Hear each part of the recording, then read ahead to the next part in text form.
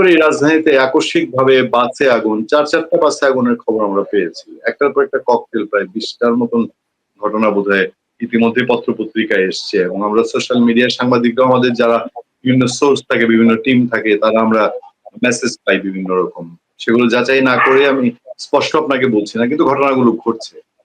পাশাপাশি আগামীকাল রাজধানীতে একটা বড় শোডাউন আছে জামাতে ইসলামী। সংকট আপনি জানেন কোন জায়গায় সংকট আছে। সরকার তার যে ডেডলাইন 1 সপ্তাহের ছিল সেটা শেষ হয়েছে। আওয়ামী লীগ 13 তারিখের প্রোগ্রাম দিয়ে রেখেছিল, কিন্তু আজকে থেকেই কেন যেন একটা ঘোলাটে সিচুয়েশন। কোন দিক যাচ্ছে দেশের পরিস্থিতি, নানান রকম শঙ্কা আশঙ্কা। সরকারের দিকে মানুষ তাকিয়ে আছে কিনা, যে তারা এখন কি করে, তারা কি আবার ঐক্যের ডাক দেয় কিনা, কোনোভাবে কি এটা সলিউশন করতে পারে কিনা। মেজর আখতারুজ্জামান রঞ্জন, আপনার মূল্যবান বিশ্লেষণ দর্শকদের জন্য অপেক্ষা করছি। ধন্যবাদ পুনিয়া। আসসালামু আলাইকুম।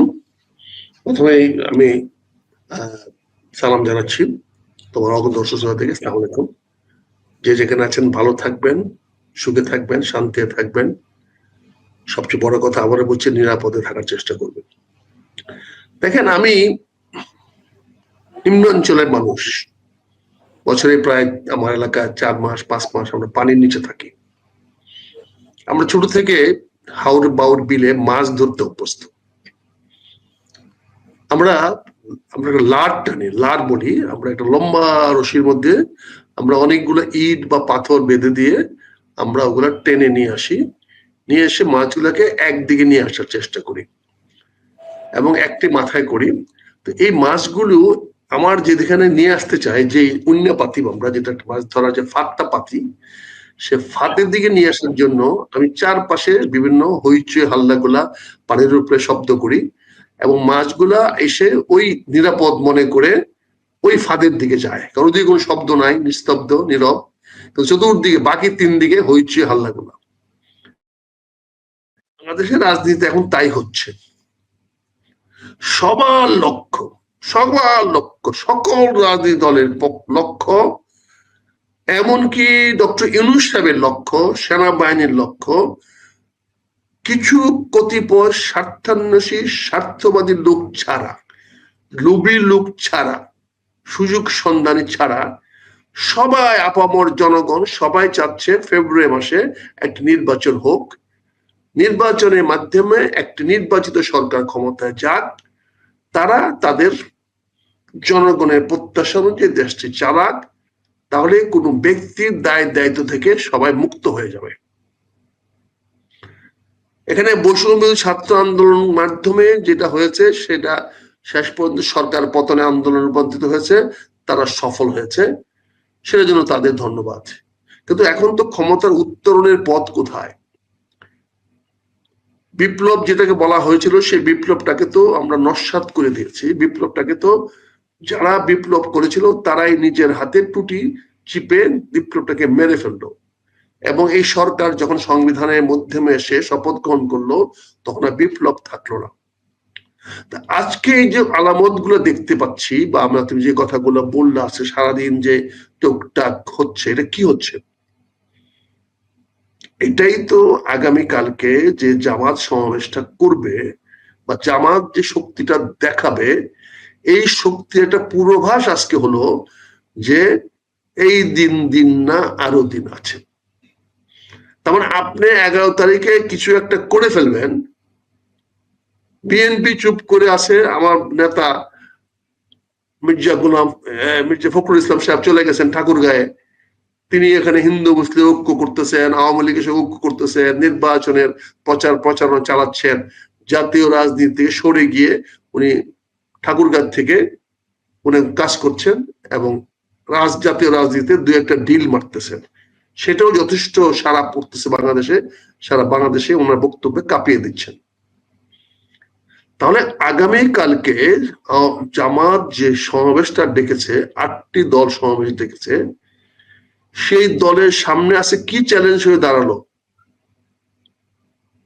সবাই তো আজকে ফলাও করে প্রচার করবে দেশে বিদেশে সব জায়গায় যে আওয়ামী লীগ সোচ্চার হয়ে গেছে, আওয়ামী লীগ মাঠে নেমে গেছে।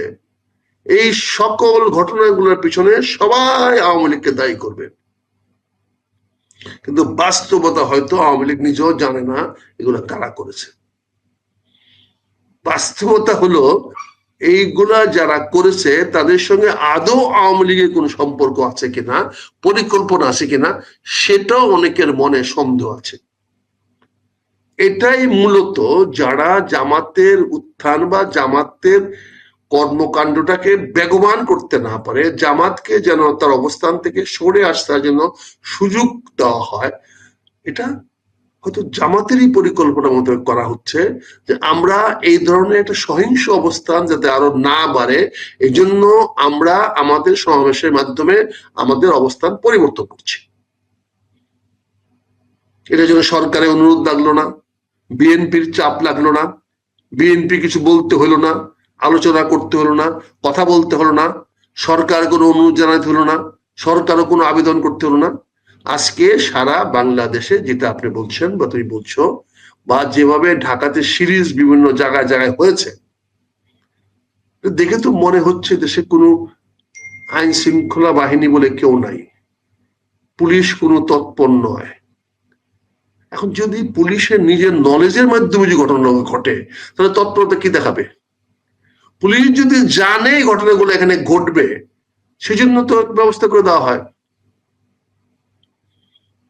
এখানে এমন অনেক কাজ আছে যে কাজগুলো সাধারণ মানুষকে ধোঁকা দেওয়া খুব সহজ। যেমন আমি কথা প্রসঙ্গে একটা কথা বলি, পেঁয়াজের দাম গত 5-7 দিনে 30 টাকা 40 টাকা বেড়ে গেছে। তার জন্য অভিযোগ করা হলো কোথায়, যে বাংলাদেশের পেঁয়াজ চাষিরা নাকি পেঁয়াজের দাম বাড়িয়ে দিয়েছে।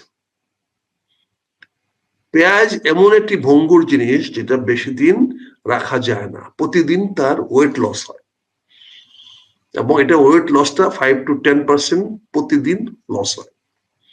তখন আজকে যদি আপনি 10 টাকার পেঁয়াজ বা 50 টাকার পেঁয়াজ রাখেন, 7 দিন পরে সেই পেঁয়াজটা অর্ধেক হয়ে যাবে। তার মানে ওই পেঁয়াজটা 100 টাকার হয়ে গেল কেজি মূল্য। এখানে সরকার বলতেছে যথেষ্ট পেঁয়াজ আছে, তারপরে সে পেঁয়াজের দাম হু হু করে বাড়লো, 70 টাকা থেকে 100-110 টাকা চলে গেল। এখন সরকার বলতেছে যে আমরা পেঁয়াজ আমদানি করতে দিব।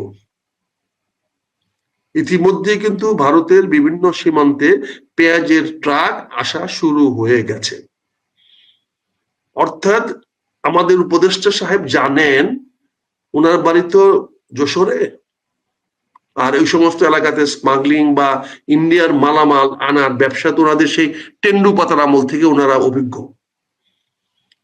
সে টেন্ডু পাতা আমদানি করে যখন বিড়ি বানানো হতো যশোর এলাকাতে, তখন থেকে ওনারা এই ব্যাপারে অভিজ্ঞ মাস্টার্স। কাজে ওনারা তো জানেন যে সীমান্তে কিভাবে কখন কি আসতে হয়, কি আনতে হয়, কখন পাট আনতে হয়, কখন আবার পাট পাঠাতে হয়, কখন এই টেন্ডু পাতা আনতে হয়, কখন এই পেঁয়াজ আনতে হয়, চাল আনতে হয়, ধান আনতে হয়। এটা কিন্তু তারা অত্যন্ত অভিজ্ঞ, অত্যন্ত বাই বাই বর্ন তার অভিজ্ঞ। আজকে তিনি হঠাৎ করে বলছেন যে পেঁয়াজ উনি আমদানি করতে দিবেন। আমদানি করার জন্য উনি 3 দিন 5 দিন অপেক্ষা করবেন, 5 দিন পরে উনি পেঁয়াজের দাম দিবেন। তার মানে কি? মানে 5 দিন পর্যন্ত পেঁয়াজের অনুমতি উনি দিলেন না। 5 দিন পরে পেঁয়াজের অনুমতি দিলেন, সেই অনুমতি পাওয়ার সঙ্গে সঙ্গে দেখা গেল এলসি ওপেন হয়ে গেল 5 মিনিটের মধ্যে। ওনার তো ব্যাংক নিয়ন্ত্রণ আছে। আর দেখা গেল 10 মিনিটের মধ্যে বেনাপোলে ট্রাক দাঁড়িয়ে আছে, ইন্ডিয়ান ট্রাক পেঁয়াজ ভর্তি। তার মানে ওই প্রথম পেঁয়াজ গুলা ওই 120 টাকা দরে বিক্রি হবে। প্রথম পেঁয়াজ যেগুলো আসবে সেইগুলা 120 টাকা দরে বিক্রি হবে। তার মানে তারা ওই পরবর্তী 3 দিনে যা লাভ করা করে নেবে। মারা যাবে মাঝখান থেকে আমার দেশের কৃষক, যার পেঁয়াজ গুলা সে ধরে রেখেছিল বা যার উৎপাদন এই আগামী 1 সপ্তাহ 15 দিন থেকে নতুন পেঁয়াজ বাজারে আসা শুরু হবে, সে মার খেয়ে যাবে। এইটা কি আমার পেঁয়াজ চাষিদের পক্ষে আপনাদের মিডিয়াকে জানানো সম্ভব? আপনারা মিডিয়া কি পেঁয়াজ চাষিদের সেই বক্তব্য টেলিভিশনে বা এই টক শোতে বলবেন? কিন্তু আমার মান্যবর বাণিজ্য মন্ত্রী উপদেষ্টা সাহেব যা বলেন তা তো আপনারা সারা জাতিকে জানাইয়া দিচ্ছেন। একটা মন্ত্রী কি করে একটা ডিসক্লোজ করতে পারে একটা তথ্য, যে এই তথ্য বাজারের উপরে প্রভাব বিস্তার করবে? উনি কি করে বলতে পারে আমি 5 দিন পরে পারমিশন দিব, 1 সপ্তাহের মধ্যে পারমিশন দিব, যেটা বাজারে ভোলাটিলিটি, বাজারের যে একটা উত্তাপ ছড়াইয়া দেবে, বাজারের মধ্যে একটা ভারসাম্য নষ্ট হয়ে যাবে? এটা করা সম্ভব, কিন্তু বাংলাদেশে আমাদের বাণিজ্য মন্ত্রী উপদেষ্টা করা সম্ভব। আর যেন তিনি বিত্তশালী, আমাদের মুখ কেনার মতো মাথা কেনার মতো ওনার ক্ষমতা আছে। আর মিডিয়া তো মুখে থাকে বিক্রি হওয়ার জন্য, তাদের তো খবর বিক্রি করাই তাদের ব্যবসা, প্রশাসন মানে পেশা। কাজে তারা সেটা কারো না কারো কাছে বিক্রি করছে, যে যেভাবে কিনে। আমি হয়তো 5 টাকা দিয়ে কিনি, 10 টাকাতে খবরটা কিনি, 10 টাকাতে খবর কিনি, অ্যাডভার্টাইজও কিনি। অনেকে হয়তো আরো বেশি 10 কোটি টাকা দিয়ে কিনে সেই নিউজ, যার কাছে নিউজের যেরকম মূল্য। কাজে আজকে আমরা যে কথা বলছেন, যে আজকে এই যে বিভিন্ন বাংলাদেশে ছড়িয়ে দিচ্ছে, এটার সঙ্গে আওয়ামী লীগের কোনো সম্পর্ক থাকার তো কোনো কারণ নাই। আওয়ামী লীগ কেন এই ধরনের একটা হঠকারী রাজনৈতিক সিদ্ধান্ত নিবে, যেটাতে তার কোনো উদ্দেশ্য সাধন হবে না? এখানে তো আওয়ামী লীগ এই সরকারকে পতন করানোর জন্য তার কোনো লক্ষ্য নাই। সে তো দেখতে আছে যে doctor Yunus is going, it's just matter of 3 মাস। 3 মাসের পরে ডক্টর ইউনূস থাকবে না। তার তো আওয়ামী লীগের অন্যতম প্রধান শত্রু হলো আজকে এই অন্তর্বর্তীকালীন সরকার তথা ডক্টর ইউনূস। ডক্টর ইউনূসের প্রস্থান তো নির্ধারিত হয়ে গেছে। আগামী ফেব্রুয়ারি মাসে ডক্টর ইউনূস চলে যাবেন ওনার দলবল সহ। তো চুরি চলে গেলে যে বৈষম্য ছাত্র আন্দোলনের যে এনসিপি যে গঠন করা হয়েছিল, তারাও ক্ষমতাহীন হয়ে যাবে, তাদেরকেও প্রোটেকশন কেউ হয়তো দিবে না। তাহলে এটাকে আওয়ামী লীগের পক্ষে যাচ্ছে না বিপক্ষে যাচ্ছে? তাহলে আওয়ামী লীগ কেন বোমা মেরে, কেন ফটকা ফুটাইয়ে, কেন বাসে আগুন দিয়ে অন্তর্বর্তীকালীন সরকার ডক্টর ইউনূসকে ক্ষমতা দীর্ঘায়িত করার সুযোগ করে দিবেন? কি কারণে, কোন যুক্তিতে, রাজনীতির কোন কারণে? শেখ হাসিনা বা তার ভারত কি এতই বোকা যে তারা এই সরকারের ক্ষমতা দীর্ঘায়িত করার জন্য ব্যবস্থা নিবে? এই ধরনের আন্দোলন গড়ে তোলা মানে হলো একটা আওয়ামী শিবিরের মধ্যে ঐক্য ফিরিয়ে নিয়ে আসা। যে অনৈক্যটা সৃষ্টি হয়ে গেছিল, যে অনৈক্যটা তৈরি করার চেষ্টা করেছিল, আসিফ নজরুলের যে মানে অমার্জিত ভাষায় যে কথাটা বলেছে, 7 দিনের মধ্যেই জবাব দিতে হবে রাজনৈতিক দলগুলোকে। আরে বাবারে, মনে হচ্ছে রাজনৈতিক দলগুলা ওনার মানে কিনা গোলাম। উনি যে নির্দেশ দিবেন রাজনৈতিক দলগুলা সেই নির্দেশ অনুযায়ী কাজ করবে। হয়তো ডক্টর ইউনূস সাহেব বলছে আপনারা আবার রাজনৈতিক দলের সঙ্গে কথা বলেন, তাদেরকে একটা সময় দেন, যে বলেন যে আসেন আলোচনা করে এটা সমাধান করি। এটাকে এইভাবে না বলে, এটাকে আমি একটা উদাহরণ দিই আপনাদেরকে। আমরা 1995 শেষের দিকে যখন লাগাতার আওয়ামী লীগ হরতালে হরতাল দিয়ে যাচ্ছিল, যে তারা এই সরকারের বিরুদ্ধে তত্ত্বাবধায়ক সরকারের দাবিতে আন্দোলন করছিল, তখন আমরা আমাদের তো জনৈক বড় নেতাকে ডেলিগেট করে পাঠানো হলো আওয়ামী লীগের শিবিরে, যে আপনি গিয়ে একটা আলোচনা করে আসেন। এবং আওয়ামী লীগও গ্রিন সিগন্যাল দিল যে হ্যাঁ আমরা ঐক্যমতে পৌঁছবো, আন্দোলন আমরা তুলে নিব, রাজনীতির এই জিনিসগুলো সমাধান দিতে হবে। সবাই ওখানে আওয়ামী লীগের পক্ষে তখন মিজানুর রহমান সাহেব গেছেন, জাতীয় পার্টির লোকেরা তারা গেছেন, মিজানুর রহমান চৌধুরী সাহেব ঝানু রাজনীতিবিদ আছেন। তা আমাদের যিনি নেতা গিয়েছিলেন তিনি আলোচনার শেষে বললেন যে আমরা যে কথায় আসলাম এটা আপনাদের একটা লিখিত একটা কাগজ দিতে হবে আমাদেরকে, আমরা লিখিত চুক্তিপত্র করতে চাই। মিজান চৌধুরী সাহেব সেদিন বলছিল, কর্নেল সাহেব, সরি নামটা বলা উচিত না, জনাব রাজনীতির দাসকপ দিয়ে হয় না, আপনাকে যে কথাগুলো আমরা বলেছি এই কথাগুলো যদি আপনার মনে হয় রাখার, আপনি আপনার নেত্রীর কাছে যান, গিয়ে বলেন যে আমরা রাজি আছি, তবে দাসকপ দিয়ে রাজনীতি হয় না।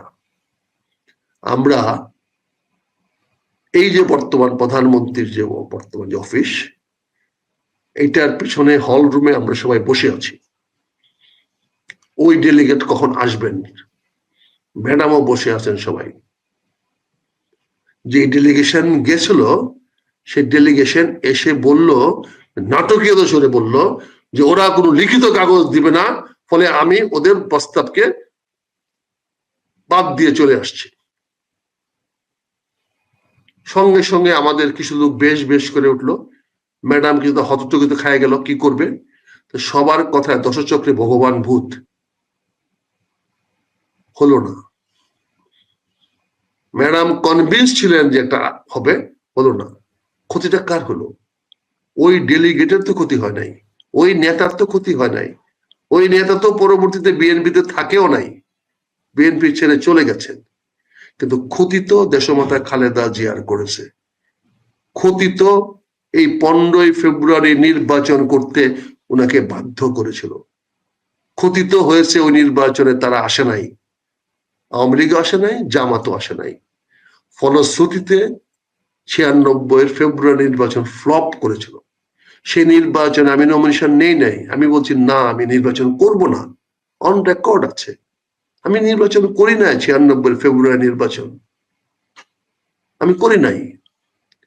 এই যে আজকে বসুন্ধরা মার্কেট, এই বসুন্ধরা মার্কেটের জায়গাটা খালি করা হয়েছিল বিএনপির একটা জনসভার নাম দিয়া 1996 সনের 1 জানুয়ারি, এবং সেখানে ম্যাডাম বলেছিলেন যে আওয়ামী লীগকে ঠিক করার জন্য আমার ছাত্র দলে যথেষ্ট, সে বিখ্যাত বক্তব্য। তারপরে কি হয়েছে? উনি তো গুণাক করে বুঝতে পারেন নাই যে বসুন্ধরাকে ওই উসমানিয়া একটা গ্লাস ফ্যাক্টরি ছিল, ওই জায়গাটা খালি করে বসুন্ধরাকে দেওয়ার জন্য ওই রাজনৈতিক মিটিংটা ওখানে করা হয়েছে, এবং তাকে তখন দিয়ে হুদা বলে ঢাকা মেট্রোপলিটন পুলিশের কমিশনার ছিল, তাকে দিয়ে সবকিছু ভাঙ্গাইয়া মাঠটা পরিষ্কার করে বিএনপির জনসভা করা হয়েছিল 1996 সালের 1 জানুয়ারি, ছাত্র দলের প্রতিষ্ঠা বার্ষিকীতে। ইতিহাস তো আমরা দেখেছি। তারপরে তো বসুন্ধরার বিশাল মার্কেট এখানে হয়েছে, খালি হয়েছে। তো রাজনীতিতে এমন অনেক খেলা হয়, যে খেলা জনগণ দেখে একটা, হয় আরেকটা। আজকে যে বোমার কথা বলছেন, এই বোমার সঙ্গে আওয়ামী লীগের কোনো সম্পর্ক নাই। এতে আওয়ামী লীগের রাজনীতি কোনো ফায়দা হবে না। এটা আওয়ামী লীগের এত বোকা আওয়ামী লীগ না, শেখ হাসিনা এত বোকা না যে এই ধরনের ঘটনা করে সারা বিশ্বের কাছে উনি সন্ত্রাসী, বোমাবাজ, এই ধরনের একটা অপবাদ এই দুর্দিনে ওনার কাঁধে নেবেন।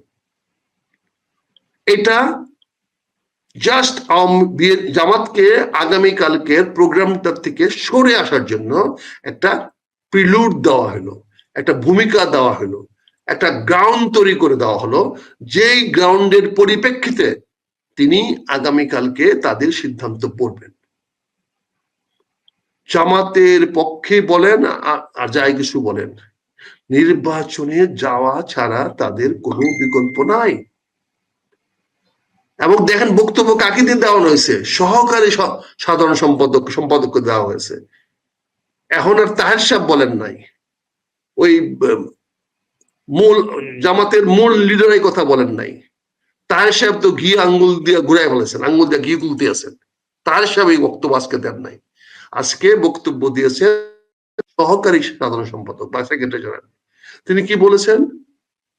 যে ফেব্রুয়ারিতে নির্বাচন হবে না, সংবিধান মোতাবেক ফেব্রুয়ারিতে নির্বাচন হবে না, ফেব্রুয়ারিতে সংবিধান মোতাবেক নির্বাচন করতে হলে নাকি 5 বছর অপেক্ষা করতে হবে।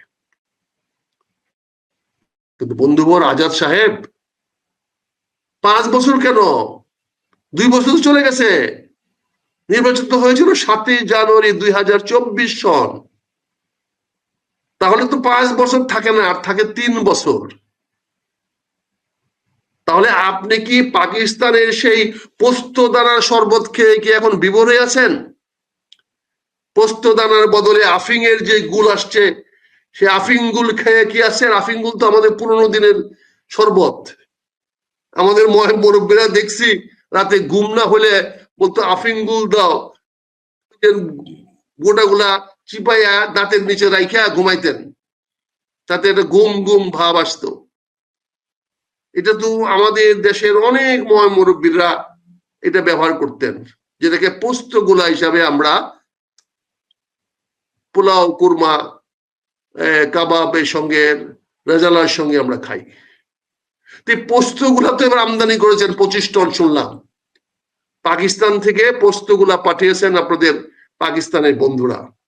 এখন তো সে কি পোস্ত গুলার শরবত খেয়ে আপনারা এখন কি বিভোর হয়ে গেছেন? 5 বছর পরে সরকার নির্বাচনের কথা বলছেন, কি হিসাবে 5 বছর বললেন? হিসাবটা কি? 5টা বছর আপনি কেন বললেন হিসাবটা? 5 বছর কোথায় পাইলেন?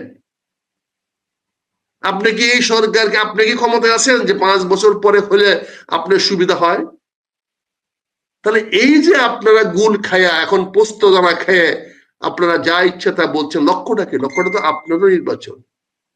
এখানে অঙ্কটা তো খুবই সহজ সরল, আমরা তো কিছু বুঝি রে ভাই। এখানে কি হয়েছে?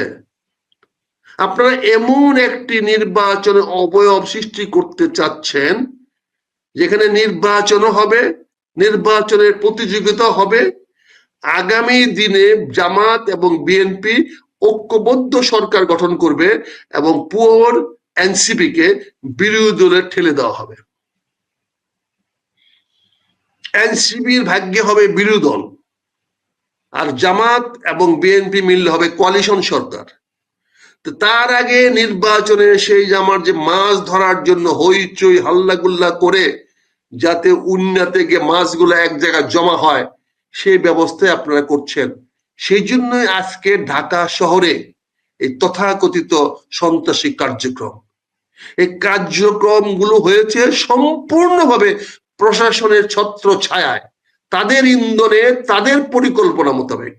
এখানে আওয়ামী লীগের কোনো হস্তক্ষেপ নাই, কোনো পরিকল্পনায় থাকতে পারে না। এতে আওয়ামী লীগের কোনো বিন্দু মাত্র উপকার হবে না, উল্টো কর্মীদের উপরে অত্যাচার, অবিচার, অনাচার, স্টিম রুলার চালানোর সুযোগ করে দেবে পুলিশকে। পুলিশ যাতে আওয়ামী লীগের আরো নেতা কর্মীদেরকে গ্রেফতার করতে পারে সেই সুযোগ করে দেবে। গ্রেফতার বাণিজ্য ইতিমধ্যে শুরু হয়ে গেছে, জামিন বাণিজ্য শুরু হয়ে গেছে। জামিনের নামে আমরা দেখেছি অনেকে জামিন পাচ্ছেন, অনেকে বিভিন্ন ভাবে বিশাল বিশাল টাকার বিনিময়ে অনেকে জামিন নিয়ে আসতেছেন। এটা তো বাজারে শোনা যাচ্ছে। এখন তো আওয়ামী লীগের জজও নাই, আওয়ামী লীগের লয়ারও নাই, আমরাই তো বিপ্লবীরাই তো এখন সব জায়গায় আছি, সরকারে আছি, রাষ্ট্রে আছি, বিচার ব্যবস্থায় আছি, পুলিশে আছি, ব্যাংকে আছি, সব জায়গায় আছি। আমরা তো সেগুলোই করতেছি। আজকে এই গুলাগুলি নিয়ে আপনি যে যে ভয়ের কথা বলছেন, ভয়ের কিছু নাই, কিচ্ছু নাই। আমি তো এটার মধ্যে ভয়ের কিচ্ছু দেখি না, পাতানো খেলা। এগুলো জনগণকে ধোঁকা দেওয়ার খেলা, মানুষকে বুঝানোর খেলা। এগুলা ওই যে বিভিন্ন দিকে ঢুল পিটাইয়া মাছগুলাকে একদিকে নিয়ে আসা, এই খেলা। কাজে এটা ঘাবড়ানোর কিছু নাই বন্ধু। নির্বাচন ফেব্রুয়ারিতে হবে। ফেব্রুয়ারিতে নির্বাচন হওয়ার তারিখ, দিন, ক্ষণ সিদ্ধান্ত হয়েছে বাংলাদেশের ভিতর থেকে নয়। সকল মুরব্বীরা বসেই ডিসাইড করছে যে আগামী ফেব্রুয়ারি মাসেই তোদের নতুন করে বিয়ার দিন তারিখ ধার্য করা হয়েছে, অতএব ফেব্রুয়ারিতে নির্বাচন হবে। এবং নির্বাচনের প্রস্তুতি ওই অযোধ্যা ডিসেম্বর পর্যন্ত নিয়ে যাওয়া হচ্ছে, ডিসেম্বরের প্রথম সপ্তাহে দেওয়া হবে। আমরা এখনো অধীর অপেক্ষা করছি সুপ্রিম কোর্ট কি বলে। সুপ্রিম কোর্ট তো অনেকদিন সময় নিলেন এই একটা মামলা রায় দিতে, এই নাটকটা করতেছেন, এই নাটকটা করে কি সিদ্ধান্ত দেন দেখি। আমি 15 তারিখ পর্যন্ত এখনো অপেক্ষা করতে রাজি আছি, এবং আমি বাংলাদেশে কোনো নেতিবাচক কিছু দেখি না। আমি নির্বাচনটা না হওয়ার এখন ভাই আমি একটা একটা ঘটনা ঘটেছে, আমরা শো করতে করতে যে খবরটা এসছে, দর্শক প্রথমে আমাদেরকে জানিয়েছেন, এবং আমার মনে হয় ঘটনাটা আপনাকে জানানো উচিত। আমার গুরুত্বপূর্ণ ঘটনা, সেটা হলো দিল্লিতে যে লালকেল্লা আমরা বলি রেড ফোর্ট, সেইটার সামনে একটা গাড়ি বোমা বিস্ফোরণ। সন্ধ্যার সময় একটা বোমাবাজি হয়েছে। পাকিস্তানের সাইফুল্লাহ যে ঘোষণা দিয়েছিল তার জবাবে একটা হয়েছে। গুরুত্বপূর্ণ যেটা সেটা হলো, আমার সঙ্গে দিল্লির ইন্ডিয়ান আজতাক চ্যানেল চালু করা আছে, তারা দেখাচ্ছে মানে আগে তো পাকিস্তানে কোনো ইন্ডিয়াতে কিছু হলে তারা পাকিস্তানের দিকে নজর দিত, এবং পেহেলগাম হামলাতে তারা পাকিস্তানকে তুলে ধরেছে। ইন্ডিয়ান মিডিয়া প্রশ্ন তুলছে যে এই কাজ কি পাকিস্তানের না বাংলাদেশের। এই প্রথমবার তারা এদিকে ইঙ্গিত করছে, অন্তত তাদের মিডিয়া। সেখানে রেড অ্যালার্ট জারি হয়েছে, কলকাতায় রেড অ্যালার্ট জারি হয়েছে। এইটা কি একটু সন্দেহের চোখে দেখার বিষয় না আমাদের, যে হঠাৎ করে পাকিস্তানের পাশাপাশি তারা বাংলাদেশকে সন্দেহের তালিকায় আনছে? এটা সন্দেহের তালিকা আনার একটি মাত্র কারণ, এই ভদ্রলোক যে স্টেটমেন্ট দিয়েছিলেন, কি নাম যেন ওনার, নাম জানি মনে থাকে না, এটা আমার কাছে এখনই আছে, আমার সামনে আছে। না, রাজনাথ সিং নাই, শফিউল্লাহ জি। না, এই খবরটা আমার কাছে এখানে আছে, দিল্লি এনসিআর রিজিয়নে যে খবরটা হয়েছে আমার সামনে এখন আছে ডেট নিউজটা, বুঝতে পারছেন না? Explosion reported near red fort, এখানে আছে Delhi car blast near red fort, high alert, blast red fort, 7 fire tenders to the spot. এটা যারা করেছেন কি একটা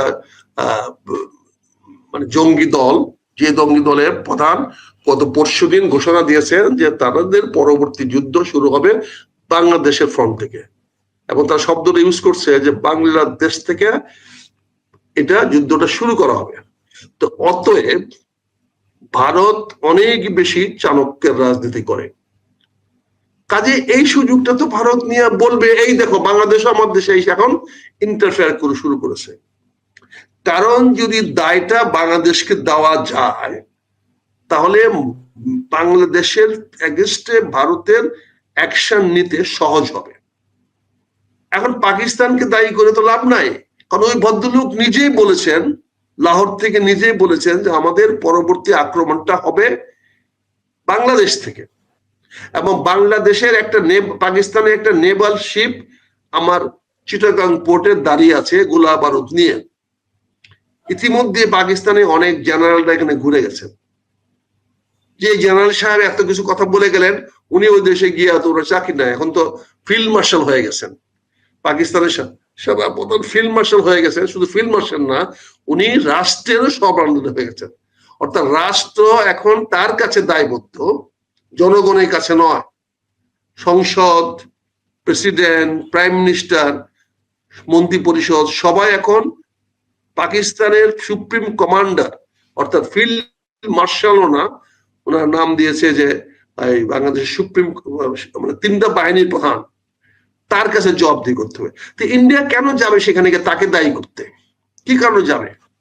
কাজে খুবই স্বাভাবিকভাবে করেছি, আমি তথ্য নিয়েছি, এটার পিছনে কারা আছে, কি কারণ করেছে, এই তথ্যগুলো আমিও জোগাড় করেছি, এবং সেখানে আমরা দেখেছি যে এটার পিছনে যারা কাজ করেছে, যে যারা ঘোষণা দিয়ে কাজটা করেছে, যারা নিজেরা স্বীকার করেছে যে আমরা রেড ফোর্টের পাশে বোমা ফাটিয়েছি, সেই কিন্তু একদিন আগে বলেছে পরবর্তী আক্রমণটা হবে বাংলাদেশের মাটি থেকে। কাজে ভারতের মিডিয়া সেটাকে ব্লুফে নিয়েছে। সেই বক্তব্যটা মিডিয়াতে এখন দিলে সারা ভারতবাসী খাবে। অর্থাৎ ভারতবাসী এখন, আমরা 20 কোটি মানুষ ভারতের এই 60 কোটি মানুষের বিরুদ্ধে কথা বলতে পারি, 60 কোটি মানুষ কি 20 কোটি মানুষের বিরুদ্ধে কথা বলতে পারে না? 60 কোটিকে যদি 20 কোটির বিরুদ্ধে খেপিয়ে তোলা যায় তাহলে ক্ষতিটা কার হবে?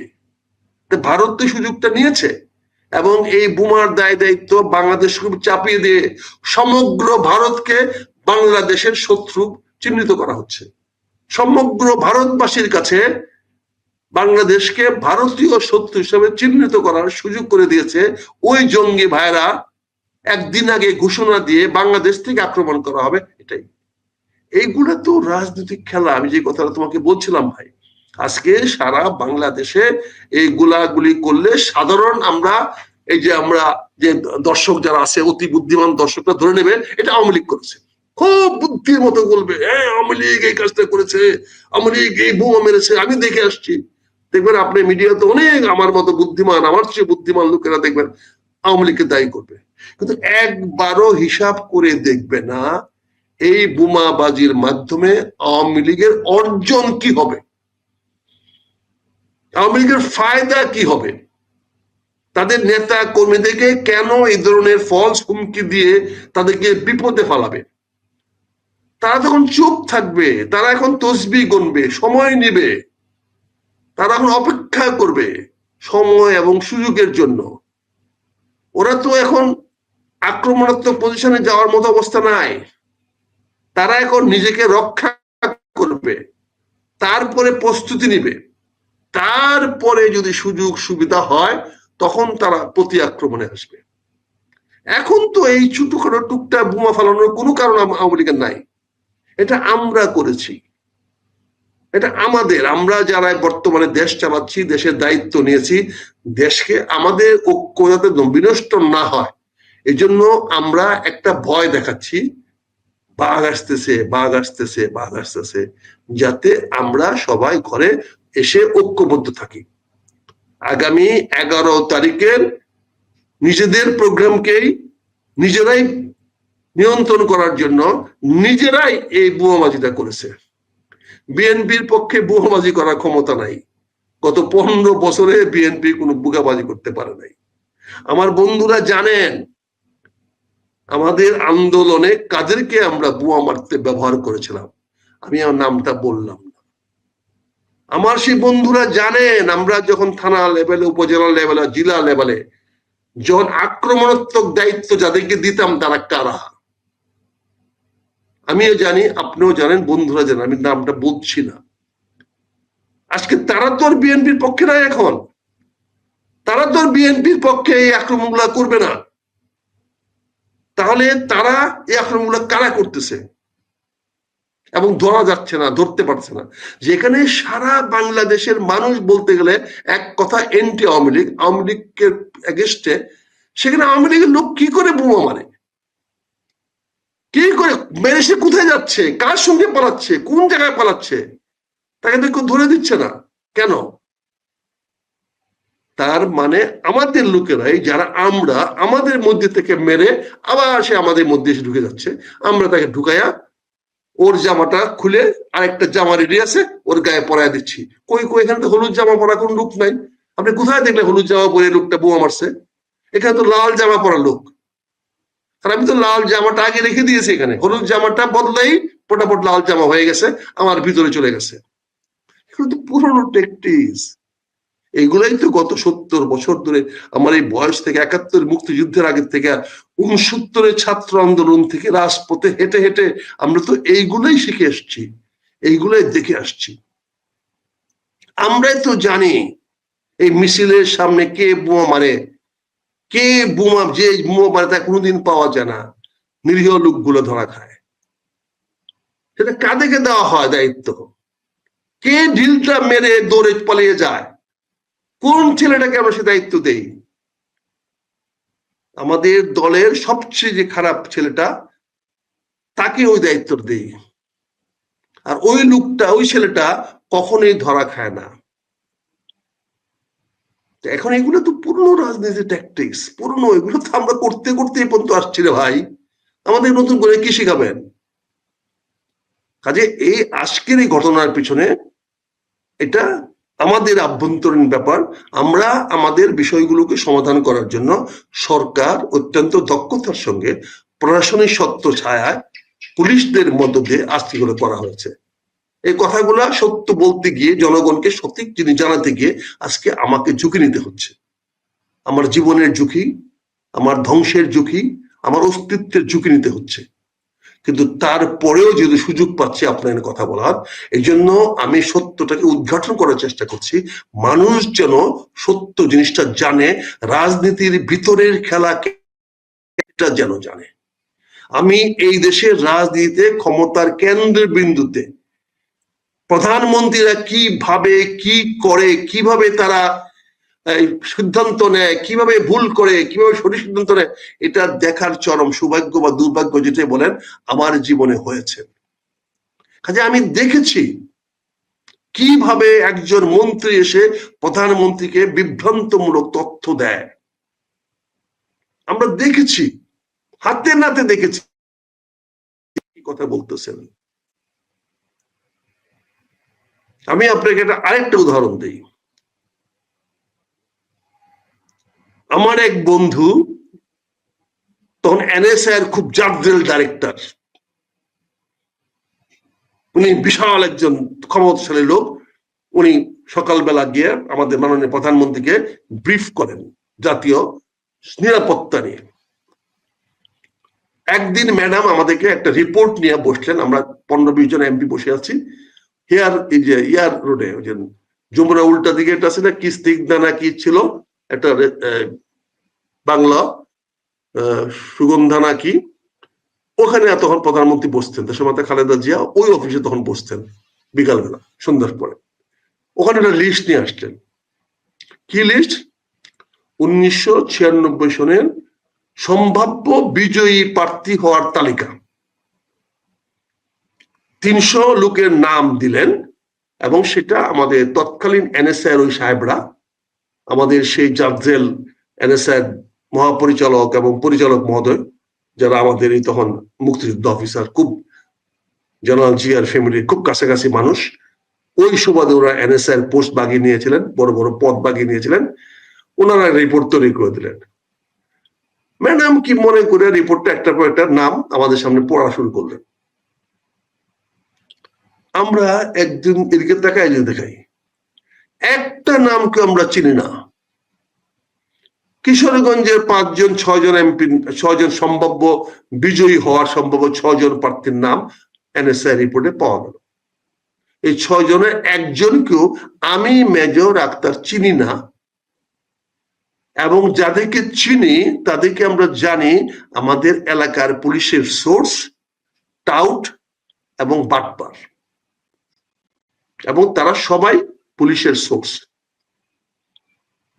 আর 2-1 জনকে চিনি না, আর যাদের চিনি তাদের। এবং সবাই সে একে একে এমপিরা সবাই বললো, জেলা জেলা এমপিরা বললো ও তো টাউট ম্যাডাম, ও তো এইটা, ও তো এইটা, ওর নাম কেমনে আসলো? এইভাবে দেশের প্রধানমন্ত্রীকে বিভ্রান্ত করা হয়। এই বিভিন্ন বাহিনীর লোকেরা তথ্য যারা দেয়, তারা তথ্য বেচাকেনা করে। তারা প্রধানদেরকে, রাষ্ট্রের প্রধানদেরকে এমন কিছু বিভ্রান্তমূলক তথ্য দিয়ে তাদেরকে বিভ্রান্তমূলক সিদ্ধান্ত নিতে বাধ্য করে। আপনি দেখেন রাজনাথ সিং কালকে যে বক্তব্য দিয়েছেন, is red alert for Bangladesh. ধন্যবাদ আমাদের পররাষ্ট্র উপদেষ্টাকে, অন্তত উনি সেটা প্রতিবাদ করেছেন। কাজে এখানে রাজনাথ সিং হুঁশিয়ারি দিয়েছেন আমাদের প্রতি, এটা বুঝতে হবে। তো ভারতের প্রতিরক্ষা মন্ত্রী সরাসরি আমার প্রধান উপদেষ্টাকে আক্রমণ করেছে। এখানে প্রধানমন্ত্রী উপদেষ্টা, পররাষ্ট্র উপদেষ্টা বক্তব্য দিয়েছেন, কিন্তু আমরা তো উপদেষ্টা পরিষদের কোনো প্রতিক্রিয়া দেখতে পাই নাই, কোন রকম প্রতিক্রিয়া দেখতে পাই নাই, কোন রকম পজিটিভ রিয়াকশন তো আমরা দেখতে পাই। আমরা তো কোনো রাগ, উষ্মা, অসন্তোষ দেখতে পাই নাই। আমরা তো ভারতের রাষ্ট্রদূতকে ডাকায় আনায় নাই, ডাকায় আনাই তো বলি নাই যে তোমার পররাষ্ট্র, তোমার প্রতিরক্ষা মন্ত্রী এই বক্তব্য কেন দিল, বলেন। এই তো আমাদের এই বিভ্রান্তমূলক তথ্যগুলো তো আমরা দেখেছি, আমরা তো জানি। এই যে আজকে তারেক রহমান সাহেব যে নমিনেশনটা দিয়েছেন আমাদের বিএনপি বিভিন্ন নেতা কর্মীদেরকে, আমি তো বিএনপি কেউ না, বহিষ্কৃত। আমি নমিনেশন চাইও নাই, নমিনেশনের জন্য কারো কাছে যাইও নাই, বলিও নাই, এবং নিজের বহিষ্কার উল্টা নেওয়ার জন্য কথা বলে নাই। আমার এলাকার মানুষ আমার উপর চাপ সৃষ্টি করছে, কথা বলছে নির্বাচন করার জন্য। আমি তাদেরকে বিনীত অনুরোধ করছি নির্বাচন ঘোষণা হোক, পরে বলব। কিন্তু এই যে নমিনেশন গুলো দেওয়া হয়েছে, আজকে তো প্রকাশ্যে সবাই বলতেছে আজকে নারায়ণগঞ্জের যাকে নমিনেশন দিয়েছেন, টাকা ছাড়া তার ওই এলাকায় কি আছে? টাকা তারেক রহমান সাহেব নেন নাই, 100% বিশ্বাস করি। কিন্তু উনি যাদেরকে দায়িত্ব দিয়েছেন, ঢাকা শহরে বসে বসে যাদের মাধ্যমে নামগুলা দিয়েছেন, জনাব তারেক রহমান কি জানেন সেই নামগুলো কত টাকার বিনিময়ে তালিকার মধ্যে উঠানো হয়েছে? প্রতিটা প্রার্থী তখন বলতেছেন, যারা নির্বাচন নমিনেশন পান নাই তারাই তো বলতেছেন এই কথাগুলো। আমরা তো বলছিলাম এই ঘোষণাটা এখন দেন না, তফসিল ঘোষণা করার পরে দেন। আজকে আপনি কি করলেন? আজকে আগামী নির্বাচনে অন্তত 300 থেকে 500 স্বতন্ত্র প্রার্থী দাঁড় করার ব্যবস্থা করে দিলেন। প্রায় আসনেই দেখবেন একাধিক স্বতন্ত্র প্রার্থী দাঁড়িয়ে যাবে, এবং যাদের পিছনে আওয়ামী লীগ ফাইন্যান্স করবে, বিভিন্ন লোকের যদি বাঁচার জন্য, বাঁচার স্বার্থে তারা ফাইন্যান্স করবে, করে তাদের ভোটগুলা ওইখানে যাওয়ার চেষ্টা করবে। তার মানে এই কথাটা কি জনাব তারেক রহমান সাহেব জানেন? ওনাকে কি কেউ বলেছে? ওনার নজরে কি কেউ এনেছে? কেউ আনার মতো সাহস বিএনপিতে নাই, বিএনপিতে নাই।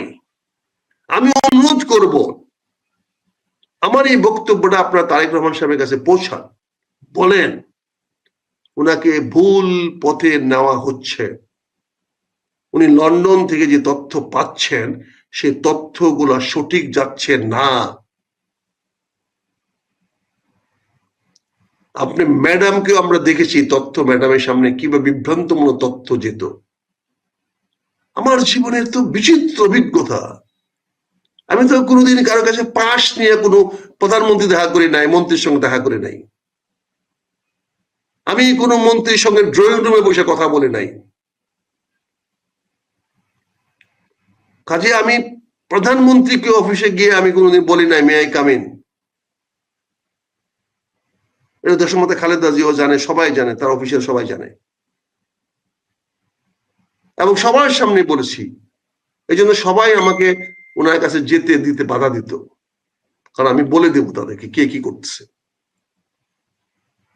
কাজে আজকে যে নমিনেশন যে একটা ফ্লপটা হয়েছে, আজকে দেখেন প্রতিটা দিন কোন কোন সিরিজ গন্ডগোলটা হতেছে, কি পরিকল্পিত গন্ডগোলটা হতেছে। আজকে এলাকায়, কালকে এলাকায়, পরশু এলাকায়। আজকে আমার এলাকায় এক ছেলে জানে না, চিনি না, কেউ জানি না, সে ঢাকা রিপোর্টার্স ইউনিটে বিশাল এক প্রেস কনফারেন্স করে আমাদের প্রার্থীর বিরুদ্ধে যা ইচ্ছা তা বলে সে বলছে তাকে নমিনেশন দেওয়ার জন্য। চিন্তা করেন কোথায় গেছে অডাসিটি। যে নিজেও তার পক্ষে ওখানে, মানে কি বলবো, এখন কেন করতেছে? সে ওই সকল প্রার্থীদের মধ্যে একটা গন্ডগোল লাগাই দিচ্ছে, সবাইকে বিভ্রান্ত করে ফেলতেছে, একে অপরের বিরুদ্ধে কাদা চোরাচুরি করতেছে। কে নমিনেশন পাবে এখনো শিওর না, নমিনেশন পরিবর্তন হতে পারে যখন বলেছে, এখন এগুলা করেছে। তাতে কি দলের অবস্থানটা ক্ষতিগ্রস্ত হচ্ছে না? ফলে জামাত সুযোগটা নিবেই। যেহেতু আপনি জামাতের সঙ্গে ওয়াদাবদ্ধ যে আগামী সরকারে আমরা যাই কিছু করি না কেন, নির্বাচন যেভাবেই করি না কেন, সরকার কিন্তু আমরা মিলেই করব। এই জন্য আপনি জাতীয় সরকারের ডাক দিয়ে রেখেছেন। আপনি বলে রেখেছেন যে, জননেতা তারেক রহমান সাহেব বলে রেখেছেন আগামী নির্বাচনে যেই জয়লাভ করুক না কেন, বিএনপি যদি জয়লাভ করে তাহলে তিনি সবাইকে নিয়ে সরকার গঠন করবেন। তাহলে কি বোঝা যাচ্ছে? এই নির্বাচনে ওনার 300 আসন দরকার নাই, উনি সবার থেকে একটু মেজরিটি থাকলে হলো, সেখানে উনি সবাইকে নিয়ে করবেন। সবাই ওনার মন্ত্রী পরিষদ থাকবেন, আমাদের বিরোধী দল থাকবে না। বিরোধী দল ছাড়া তো আমরা সংসদ দেখলাম, আবার দেখতে অসুবিধা কি আছে? দেখবো। বিরোধী দল থাকতেই হবে এমন তো কোনো কথা নাই, বিরোধী দল ছাড়াও তো রাজনীতি হতে পারে, তো হবে। এই যে অবস্থা, কাজে 15 বা ফেব্রুয়ারি প্রথম সপ্তাহে নির্বাচন করার জন্য যেগুলা করা হচ্ছে, এটারই একটা ইতিবাচক পদক্ষেপ হলো আজকে ঢাকা শহরে যে তথাকথিত বোমাবাজি গুলা হয়েছে, বিভিন্ন জায়গায় ফটকা ফোটানো হয়েছে, বাসে আগুন দেওয়া হয়েছে, এগুলা অত্যন্ত পরিকল্পিত এবং নির্বাচনটাকে সঠিক সময় করার জন্য এবং জামাতকে তার অবস্থান থেকে সরিয়ে নিয়ে আসার জন্য এটা গ্রাউন্ড ওয়ার্ক করে দেওয়া হয়েছে। এটা নিয়ে ঘাবড়ানোর কিছু নাই, এটা নিয়ে অ্যালার্মড হওয়ার কিছু নাই, কিছু নাই।